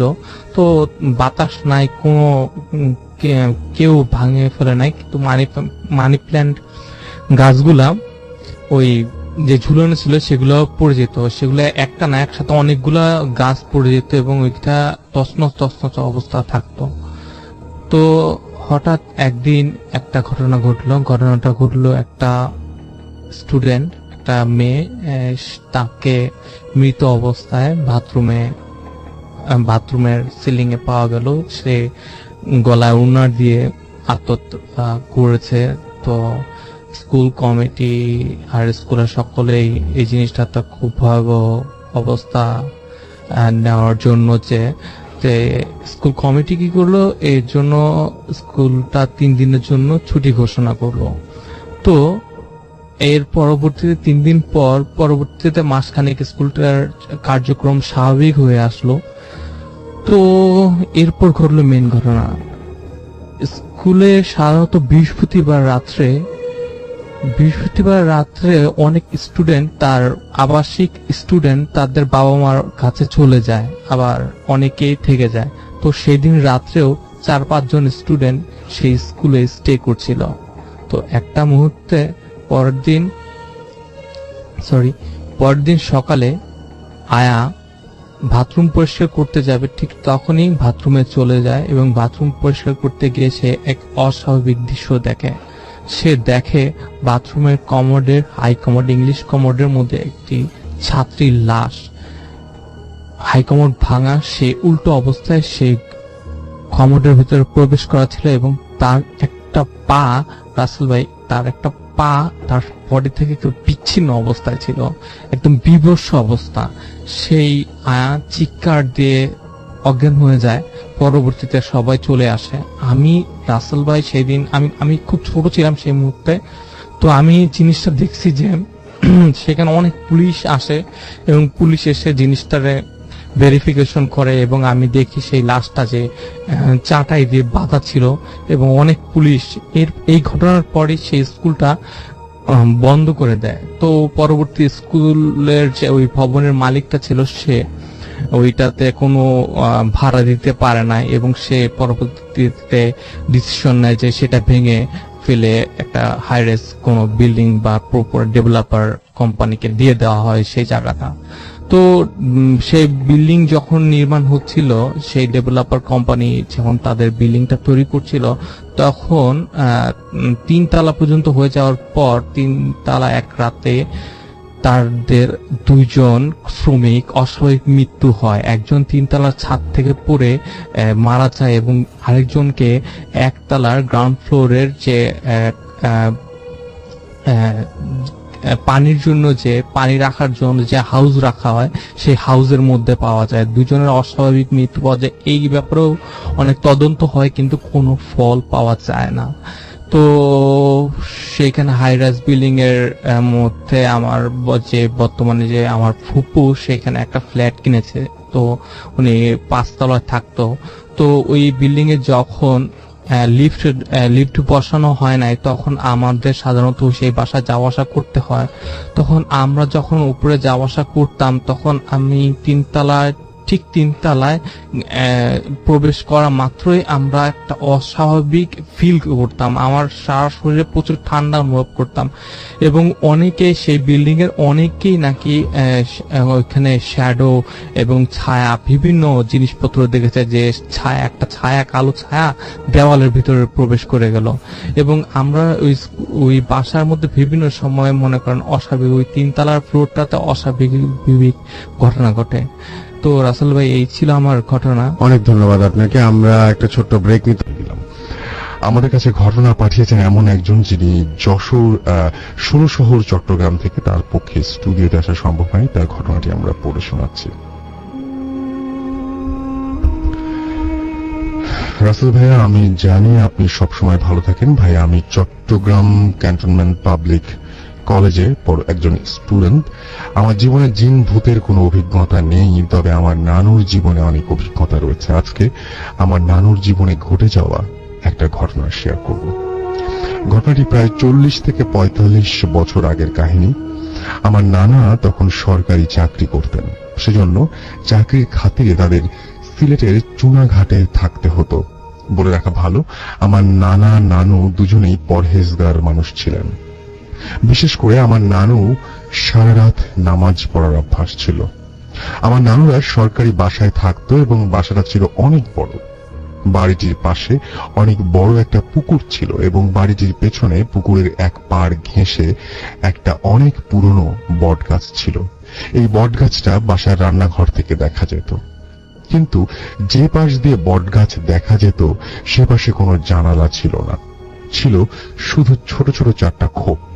একটা ইটের দেয়াল থেকে একটা ছোট ইট সরালে যেরকম একটা খোপ হয়, ঠিক সেরকম। নানু সেই পাশের পুকুর পাড়ে রাতভর কারো গোসল করার শব্দ শুনত। শব্দ শুনে মনে হতো একের পর এক এসে কেউ গোসল করে যাচ্ছে।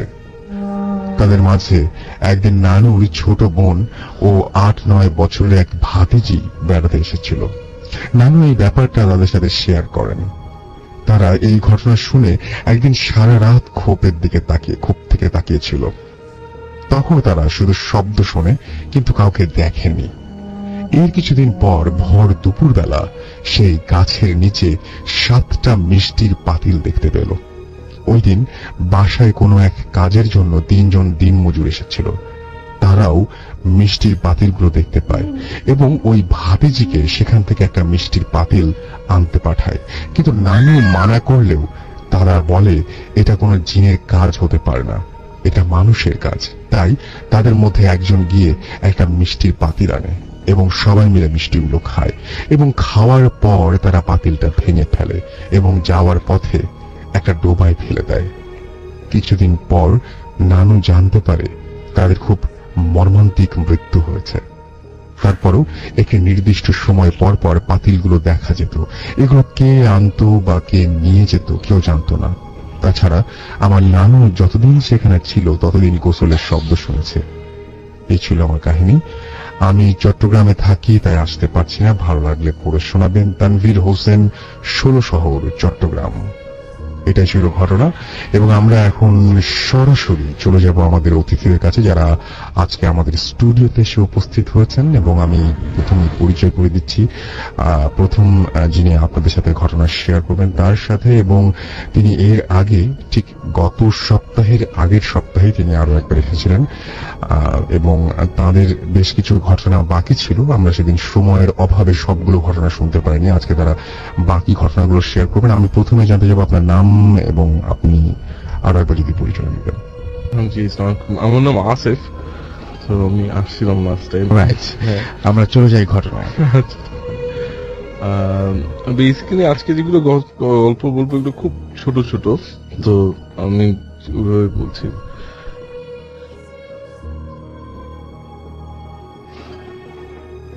জি, তো রিসেন্ট যেটা হয়েছিল সেটা হচ্ছে কিছু বছর আগের কথা। ওটা আমার একটা ফ্রেন্ডের বাসা, হি লিভস ইন ডিওচেস। তো ওর যেটা হয়েছিল, ওর বাসাটা খুব, এটা অ্যাকচুয়ালি ভয়ের ঠিক না, তো বেসিক্যালি যেটা হয়েছিল যে ওর বাসার উপরে একজন মানুষ থাকতেন যিনি খুব রিলিজিয়াস আর কি, আমরা যেটাকে একটু পীর টাইপের বলি। তো এরকমই একজন লোক থাকতো, খুব পরেশগার লোক। তো উনি ওখানে মারা যান। মারা যাওয়ার পর ওই জায়গাটা আঙ্কেল আর কাউকে ভাড়া টাড়া দেয়নি, তো ভ্যাকেন্টি ছিল। তো ওদের এখানে অনেক সময় যেটা হতো যে ওরা আর কি বুঝতে পারতো ছাদে কেউ আছে, বা অনেক সময় দেখা যেত সকালবেলা যদি যেত তাহলে অনেক সময় দেখা যেত ওখানে নামাজ পড়ছে কেউ, কিন্তু ওখানে কেউই থাকার কথা না। সেটা ইট ওয়াজ এ ভেরি ওপেন থিং, তো কেউ এটা নিয়ে বেশি ঘাটাঘাটি করেনি। তো যেটা হয়েছিল সেটা হচ্ছে গিয়ে আমার ওই ফ্রেন্ডের বাসায়, ওর এলাকার দুইটা ছেলে, ওরা ওই ছাদে গিয়ে কিছু একটা করেছিল উল্টাপাল্টা। তো যখন ওরা এটা করেছিল এটা ওরা জানতো না। তো যেটা হয়েছিল যে ওখানে করার পর তারপর যেটা হতো যে ওই বাসার উপর থেকে ইট ফালানো শুরু হয়েছে। তো এরকম খেলতে যেত, খেলতে গেলে দেখতো যে ইট পড়তেছে। তারপর আপনি রাতে ঘুম থেকে উঠে সকালে তো পুরো রাস্তা ইট দিয়ে ভরে গেছে। তো তখনই বেসিক্যালি এটা ইনভেস্টিগেট করার পর তখন আরো বের হলো যে কেউ এখানে কিছু করেছিল যার জন্য এই ধরনের ছোটখাটো কাহিনী হতো। তো এখনো ওই বাসায় এরকম হয় অনেক, যে অনেক কিছুই দেখা যায়। আচ্ছা, এই যা আপনি আরেকটা ঘটনা বলবেন বলেছিলেন, সেটাও আমরা শুনে ফেলি, যেহেতু ছোট ছোট ঘটনাগুলো আমার অনেক ছিল। রিসেন্ট আরেকটা হয়েছে যে আমাদের একটা ফ্রেন্ড আছে গুলশানে থাকে, ওর নাম মলা। তো ওর বাসায় যেটা হয়েছে যে মলার আব্বার সাথে ঘটে যাওয়া কাহিনী। ওনাদের বাসাটা অনেক বড় বাসা গুলশানে। তো ওদের বাসায় একটা নামাজ ঘর আছে। তো নামাজের ঘরে যেটা হয় যে ওরা রাতে বেলায় কাজের মেয়েরা অনেক সময় বলে যে নামাজ ঘরে কেউ আছে। তো আঙ্কেল কখনো এটা নিয়ে কোনো খুব একটা ইম্পর্টেন্স দেয়নি, ওর ভাই বোনদের মধ্যে কেউ কখনো দেখেনি। তো ওইখানে যেটা হয়েছিল, আঙ্কেল একদিন রাতে ঘুমিয়েছিল। তো ঘুম থেকে অ্যারাউন্ড রাত 1টা-2টার দিকে ওনার ঘুম ভাঙে। উনি রুমের মধ্যে অনেক মানুষের প্রেজেন্স থাকলে যেটা বোঝা যায় আর কি, এই ধরনের প্রেজেন্স সে বুঝে, সে চোখ খুলে তাকিয়ে দেখে পুরো রুম ভর্তি মানুষ, এবং ওনার পায়ের সামনে একজন বসে আছে, বৃদ্ধ লোক। তো উনি খুব ঘাবড়িয়ে যায়। উনি লাফ দিয়ে উঠে যখন কথা বলতে চেষ্টা করে, ওনারা কেউ কোনো রিপ্লাই দেয় না, খালি ওনার দিকে তাকিয়ে থাকে। তো তারপর আঙ্কেল যেটা হয়, আঙ্কেল প্রচন্ড ভয় পায় এবং আঙ্কেল রুম থেকে বের হয়ে আসে। বের হয়ে এসে উনি ফেইন্ট করে। পরদিন জানা যায় এরকম হয়েছিল। তো এই কাহিনীটা হওয়ার পরই যেটা হয় যে ওদের বাসায় এরকম কিছু প্রবলেম তখন ডাইরেক্ট হওয়া শুরু করলো। ওর একটা ছোট ভাই আছে, ওর ছোট ভাইয়ের সাথে যেটা হতো যে ওর ছোট ভাই এরকম অনেক সময় আওয়াজ পেত, এবং ওর ছোট ভাইয়ের যেটা প্রায় বলতো এসে যে ওদের বাসাটা আর কি, ওর ছোট ভাইয়ের রুমের জানলার পরই হচ্ছে নেভির এলাকা, এবং ওখানে কবরস্থান আছে ওই দিকে। তো প্রায় বলতো যে ও দূর থেকে দেখে অনেক মানুষ আসতেছে ওর দিকে। তো ছোট তো কেউ এটা নিয়ে খুব একটা করেনি, তো ও প্রচন্ড ভয় পায়।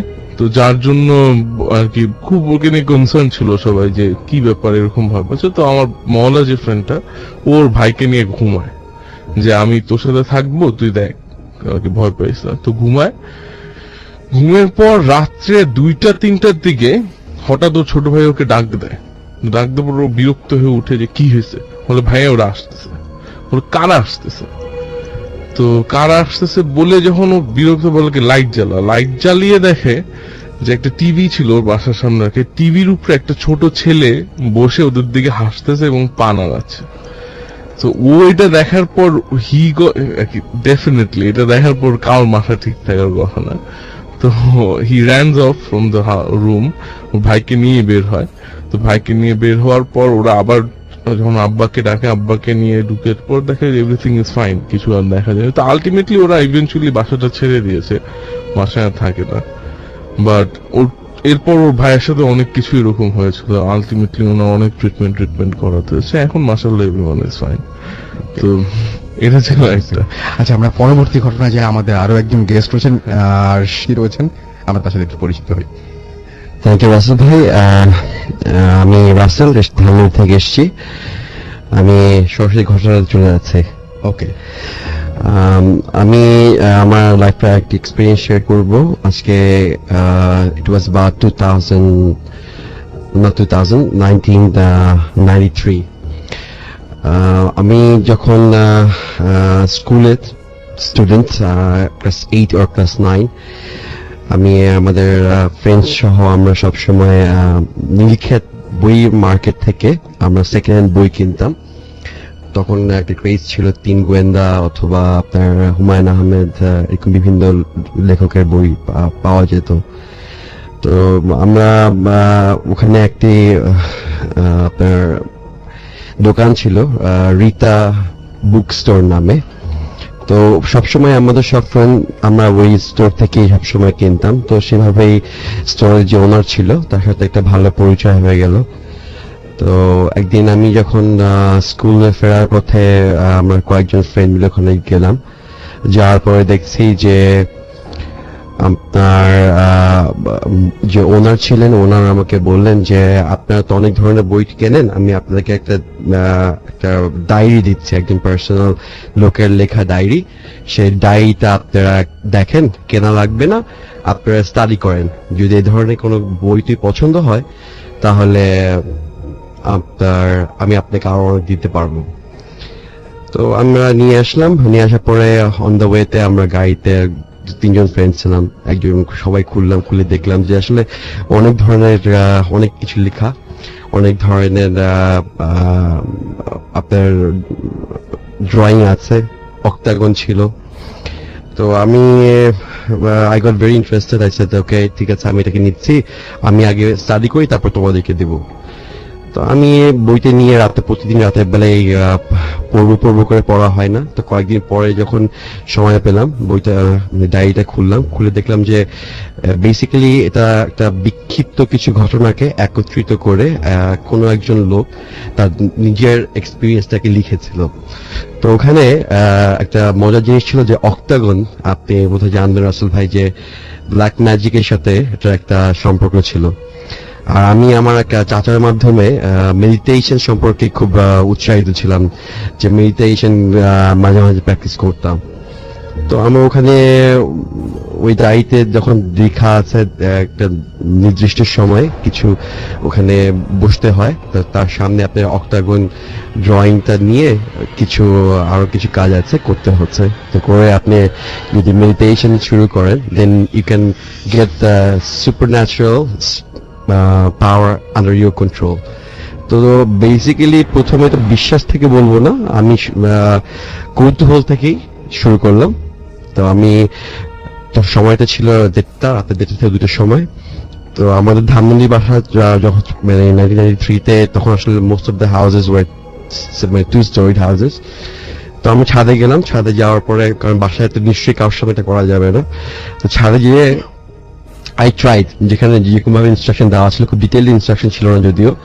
তো আই ট্রাইড যে ঠিক আছে, বইয়ে যেরকম ড্রয়িং দেখা যাচ্ছে ওই ছাদে অক্টাগনটা এঁকে আমি বসলাম। তো প্রথম দিন যখন বসলাম দেখলাম যে নাথিং রিয়েলি হ্যাপেন্স। আমি ধ্যানে বসে কি করবো সেটাও জানি না। তো প্রথম দিন বসলাম, হচ্ছে না। তো সেকেন্ড ডে আই ট্রাইড, মাঝখানে 2 দিন বাদ দিয়ে আবার আমি ট্রাই করলাম। তো ইটস অলমোস্ট 10 days মতো পার হয়ে গেছে। তো আমি নিজেকে জিজ্ঞেস করলাম যে মানে কি করছে, কিছুই হচ্ছে না। আচ্ছা ঠিক আছে, আমি ওখানে তো বসে ধ্যানে বসতে হবে। তো আমি সার্কেল থেকে নিয়ে আমি মেডিটেশনের জন্য আমার চাচার কাছ থেকে কিছু মানে আইডিয়াস দিলাম মেডিটেশন কিভাবে করতে হয়। তো ওনার কথা মতো আমি সেদিন রাতের বেলা ছাদে উঠলাম। ছাদে উঠে যথেষ্ট এত ভয় পেতাম না, বা এই ধরনের ভূতের ভয়ে এটার ভিতরে ছিল না কখনোই। তো ছাদে যাওয়া একটা নর্মাল ব্যাপার ছিল।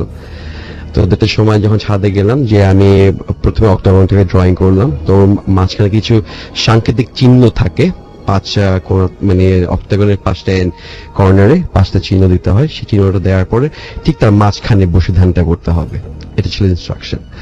তো আমি ধ্যানে বসলাম। ধ্যানে বসে আমি খুব চেষ্টা করছি কনসেন্ট্রেট করার জন্য, কনসেন্ট্রেট করতে পারছি না। কারণ আমাকে আমার চাচা বলেছিলেন যে তুমি যখন আসনে বসতে হয়, আসনে বসে যখন মেডিটেশন শুরু করবা, তখন তুমি you will try to focus all of your body energy somewhere in between your eyes, মানে কপাল যদি বলি যে ঠিক ব্রুর মাঝখানে, মানে এরকম একটা পিন পয়েন্ট করে তোমাকে all the energy you have to gather together. তো আমি বললাম যে ঠিক আছে, লেটস ট্রাই ইট, কখনো তো করিনি, চেষ্টা করে দেখি। তো করতে করতে একটা পর্যায়ে দেখলাম যে আমি ঠিক বুঝতে পারিনি বোধ হয়। আমি টাইমটা আমার এক্স্যাক্টলি খেয়াল নেই যে কতক্ষণ সময় চলে গেছে। বাট যখন আমি আবার একটু সচেতন হলাম, সেন্সে ফিরলাম, তখন আমি দেখলাম যে কিছু একটা শব্দে আমার বারবার আমি ধ্যান থেকে সরে যাচ্ছি। তো যেহেতু মানে অ্যামেচার মানুষ, প্রপারলি জানিও না মেডিটেশন কিভাবে করতে হয়, শোনার কথাই করলাম। তো আমি দেখলাম যে শব্দটা আসছে আমার পিছন থেকে কিছুটা। তো আমি মেডিটেশনটা ছেড়ে পিছে ঘুরে তাকানোর পর দেখলাম যে না, কিছুই তো নাই, কোনো শব্দও আসছে না।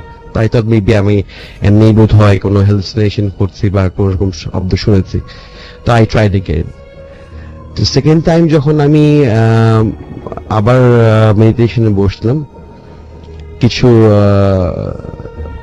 সময় কাটার পরেই আমি দেখলাম যে আমি এবার কোনো শব্দ না, আমি স্পষ্টভাবে নুপুরের শব্দ শুনছি, বা ঝুমকা বলেন বা এ ধরনের কোনো শব্দ। তা আমি খুবই ভয় পেলাম যে কি ব্যাপার। এই সময় তো আমার বাসায় এমন কেউ নাই, কোনো চার ভাই, কোনো বোনও নাই আমার যে নুপুর পড়বে বা এই ধরনের কোনো আওয়াজ আসতে পারে। তো আমি ধ্যানটা ছেড়ে আমি আমার চারদিকে ঘুরে তাকাচ্ছি। হঠাৎ করে আমাদের বাড়ির পাশের বাড়িটা, ওটা দোতলা বাড়ি, বাট আমাদের বাড়ির ছাদের থেকে 2-3 ফিট উঁচু ছিল ওটার মানে ছাদটা। তো আমি দেখলাম যে ওই ছাদে স্পষ্ট মেয়ে দেখা যাচ্ছে না, দেখা যাচ্ছে আমি মেয়ে, একটা মহিলা বুঝতে পারছি বা একটা মেয়ে বুঝতে পারছি, এবং চুল ছাড়া। and the thing was staring at me for a split second. আমি বুঝতেই পারিনি যে আসলে কি আমি সঠিক দেখছি না ভুল দেখছি। তো আবার রিকনফার্ম করলাম, তাকে দেখলাম যে না, what I'm seeing is right। আমি আবারও দেখলাম সেটাকে। তো ওই মুহূর্তে আসলে আর সাহসেই কুলাইনি যে ওখানে বসে থাকবো বা তো এটাকে ফেস করব।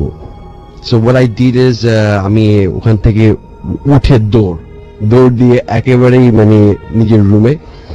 তো সেদিন রাতটা কেটে গেল, প্রচন্ড ভয় পেলাম।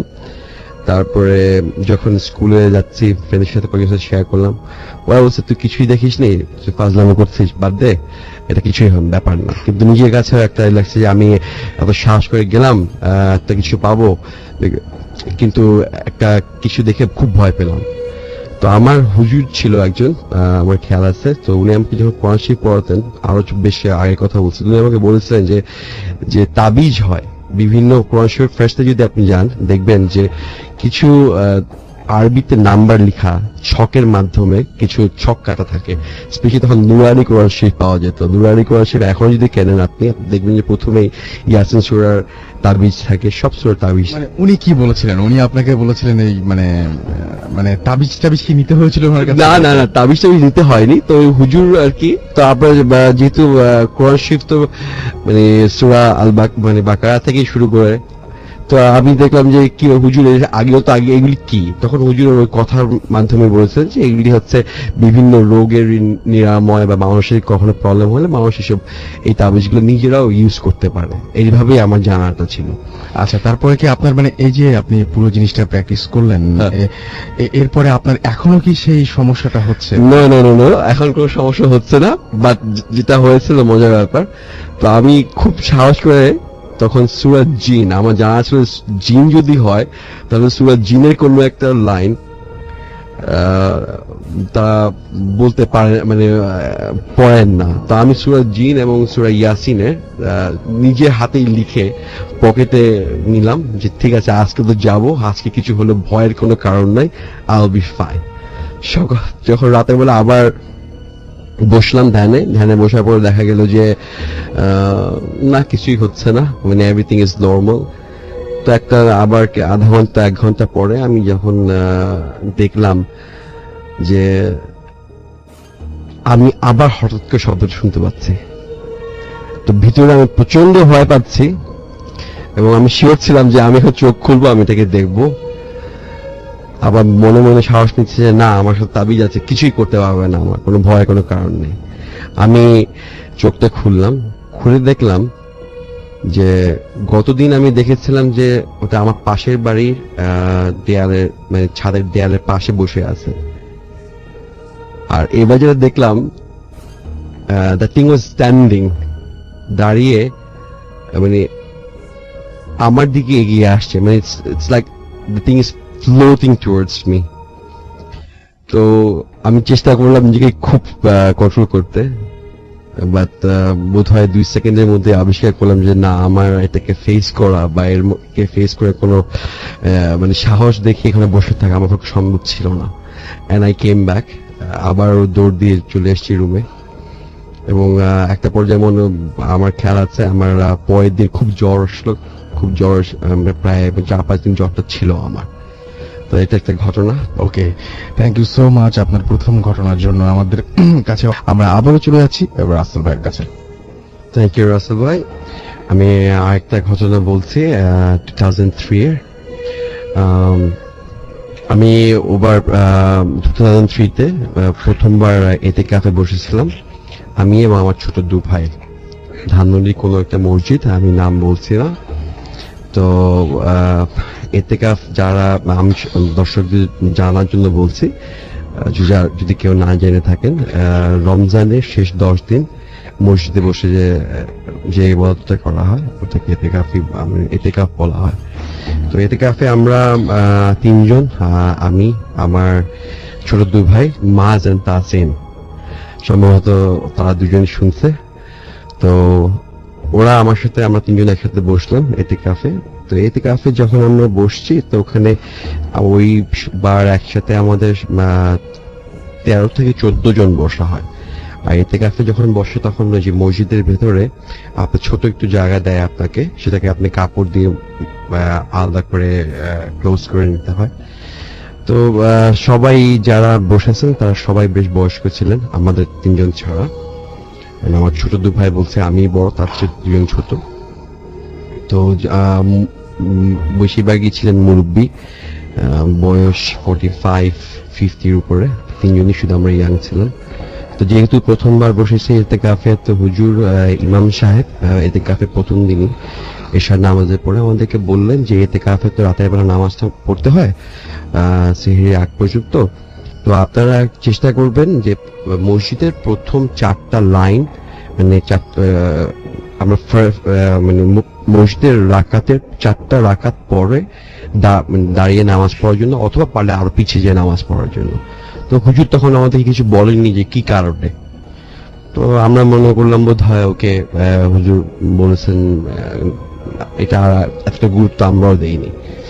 তো আমরা আমার খেয়াল পাচ্ছে 24 রমজানে রাতে ইতিকাফের সময় আমরা খানা খাওয়ার পরে এসার আমরা কিছুক্ষণ বিশ্রাম নিয়ে যখন নামাজ পড়া শুরু করলাম, পড়াশুরু করছি, তো আমার যে ছোট ভাই ছিল ওর মধ্যে একজন মাঝ, ও সম্ভবত প্রথম অথবা দ্বিতীয় রাকাতে যেই নামাজ পড়া শুরু করলো। তো আমিও আর খেয়াল করিনি, আমিও নামাজ পড়ছি কয়েকটা রাকাত পরে। তো সেখানে নামাজ পড়লো, কিছুই হলো না।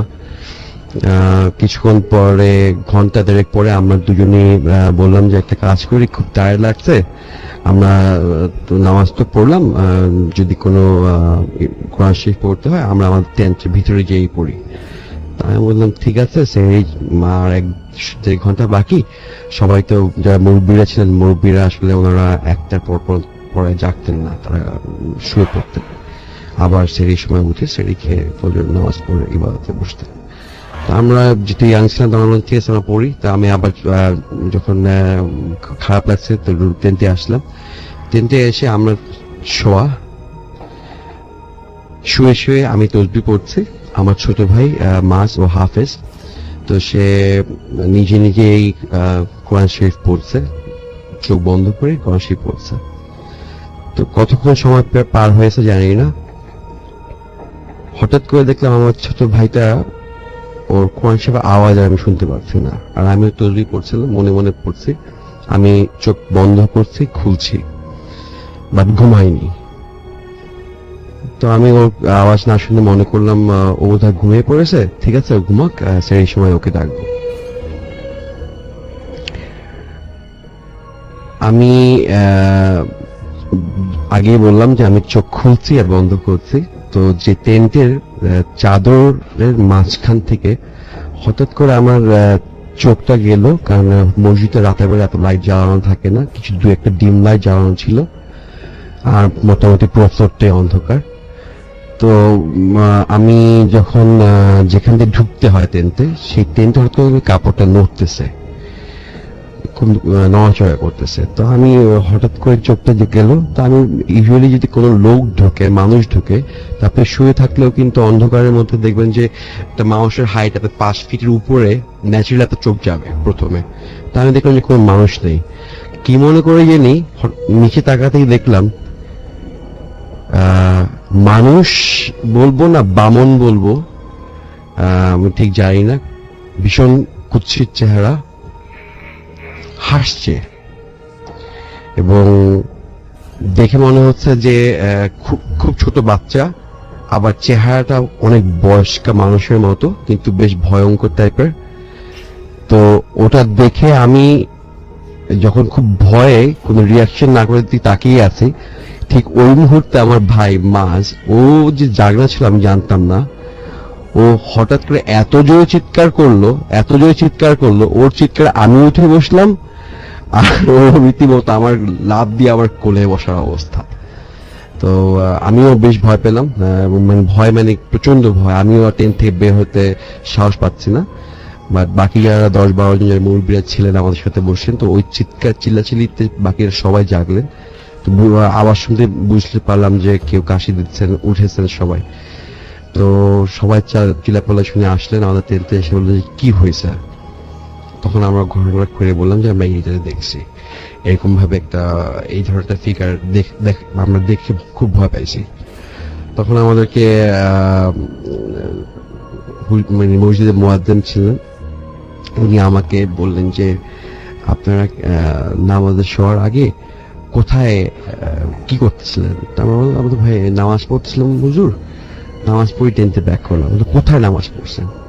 তখন আমরা বললাম যে আমরা ওই সামনে, যেতে এখানে সবাই ঘুমাচ্ছিল, তো আমরা সামনে গিয়ে নামাজ পড়েছিলাম। বললো যে আপনাদের তো বারণ করে রেখেছিলাম আমি যে প্রথম 4-5টা রাকাত ছেড়ে আপনারা নামাজে দাঁড়াবেন। তখন হুজুর আমাকে যেটা পরিষ্কার ভাবে বললেন যে মসজিদে জিন আসে, তারা নামাজ পড়ে, এবং তারা প্রথম সারিগুলোতেই ইউজুয়ালি দাঁড়িয়ে নামাজ পড়ে। তো ওই কারণেই হুজুর আমাদেরকে বলেছিল যে প্রথম 4-5টা রাকাত ছেড়ে আপনারা পিছনে এসে নামাজটা পড়েন। তো সম্ভবত আমার ভাই ও একদম ফার্স্ট অথবা সেকেন্ড রাকাতে দাঁড়িয়ে নামাজ পড়েছে। হতে পারে সেখান থেকে, অথবা আমিও ভুল জায়গায় দাঁড়িয়ে নামাজ পড়ছি, আমি এখনো জানি না, but that was a very মানে horrific okay, experience. Thank you so much. অনেক অনেক অনেক অনেক ধন্যবাদ। আমাদের কাছে বেশ কিছু এসএমএস অলরেডি চলে এসেছে আমাদেরকে। আমরা ছোট্ট একটা ঘটনায় যাবো এরপরে, তারপর আমাদের একটা ব্রেকে যেতে হবে, সুতরাং একটা ছোট্ট ঘটনায় যাবো, তারপর একটা ছোট্ট ব্রেকে ঢুকবো আমরা। আমার একটা এক্সপিরিয়েন্স বলছি। আমার ফ্যাক্টরি নারায়ণগঞ্জে ছিল, তো সে ফ্যাক্টরি থেকে আসার সময় এটা হচ্ছে 2008 অথবা 9, নারায়ণগঞ্জের আপনি কাশপুর ব্রিজ থেকে যখন ফেরত আসবেন, কাশপুর ব্রিজ থেকে আমি একাই গাড়ি চালাচ্ছিলাম, সম্ভবত মাইল 1 কিলোমিটার বা 1.5 কিলোমিটার আমি ক্রস করে সামনে এসেছি। তো সময়টা হচ্ছে রমজানের সময় ছিল।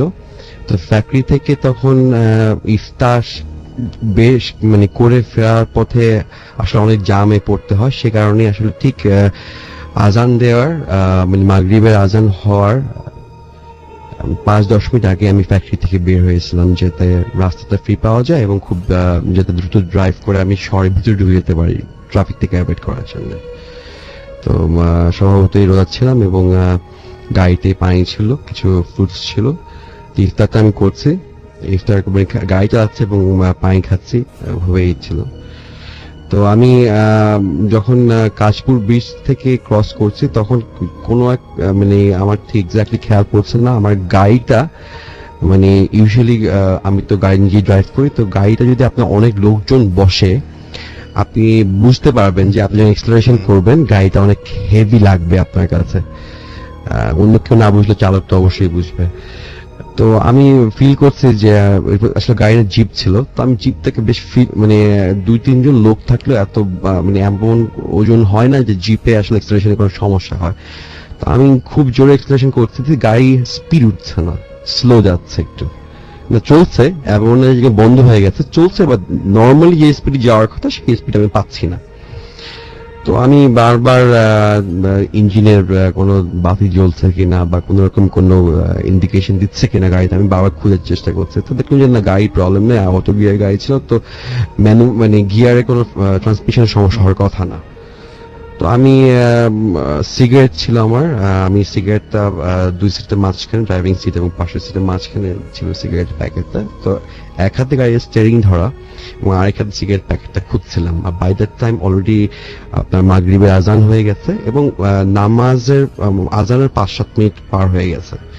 তো আমি সিগারেট ধরাবো সেই জন্য সিগারেট খোঁজার জন্য বাহার দিক খুঁজছি। তো মাঝে মাঝে নিচের দিকে তাকাচ্ছি এবং সামনে তাকাচ্ছি, গাড়িটা যেহেতু চলছে একটু জোরে চালানোর চেষ্টা করছিলাম সময় কাভার করার জন্য। তো সিগারেটটা মুখে নিয়ে আমি যখন